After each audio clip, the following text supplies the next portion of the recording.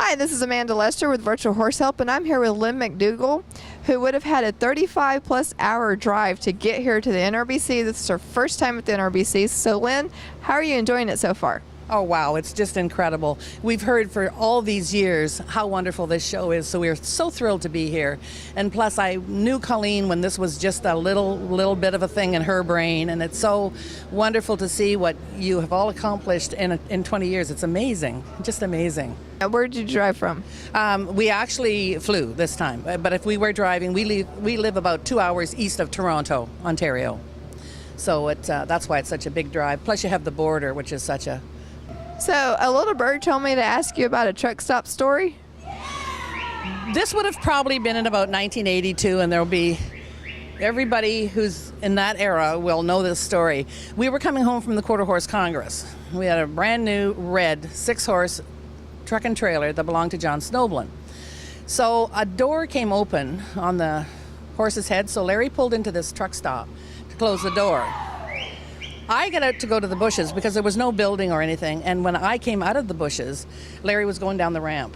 So I thought, oh my God, he thinks I'm in the back seat, because he thought I got out to get in the back seat.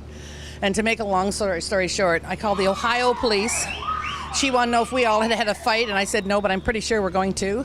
Then I called the Pennsylvania police, because there was a map that I followed, and they said much the same thing. So then I called the New York police. And it's dark, I have no coat, no glasses, left a really good book in the truck. So then I called the toll booths at the border. And when Larry pulled up, the truck had a clutch going. It was a brand new truck. So he was just trying to get across the border. So when he pulled up, 6 cruisers were sitting there and their lights all came on. And all he thought was, well, you can't get a ticket for a bad clutch. Cop walked over and he went, red and white truck and trailer, red truck. Your wife's in Madison, Ohio. Larry almost had a heart attack, and it's taken him, took him 20 years before he could even smile about it, because he thought I would be, and had no idea where Madison was. So he turns around with the clutch and the bad truck and the 6 horses, comes back, and in the meantime, a young guy from Georgia was lined up at the phone with me, and he was just having a heart attack, worried about me. I said, he will come back and get me, like, honestly and truly, he'll come back for me. And I really didn't know enough to be scared, luckily, because that would have been awful if I'd have been scared. But, you know, he stayed with me, and I wish I knew who he was. He left me a blanket and a pillow, because I had no coat. And it was him who caught Larry on the way back and told him what exit I was at. Yeah, so it had a happy ending, but I mean, I still, to this day, always get asked about that. So I know. It was unbelievable. That is a crazy story. Well, maybe this video may help me. Well, you know, after that, a lot of people said to me, you know, we were at a truck stop and we got out of the truck, and we always count the people now when we get in.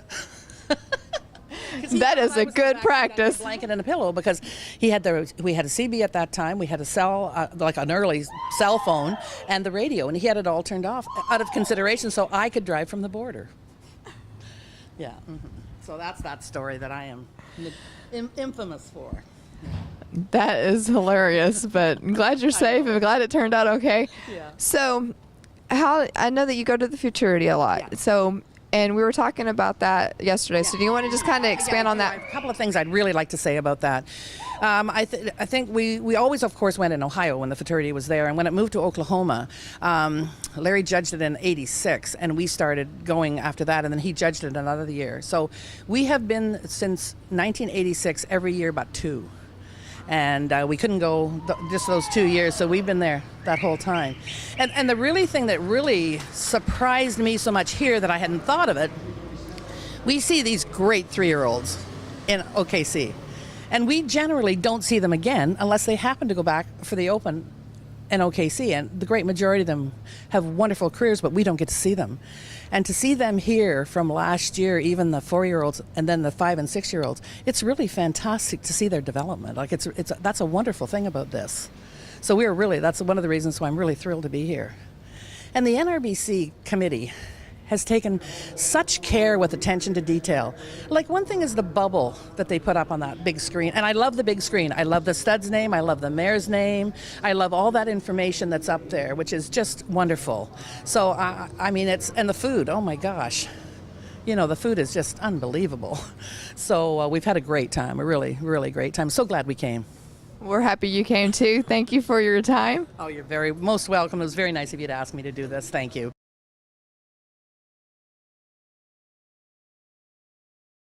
There aren't many guarantees in the barn, but we've got one you can count on.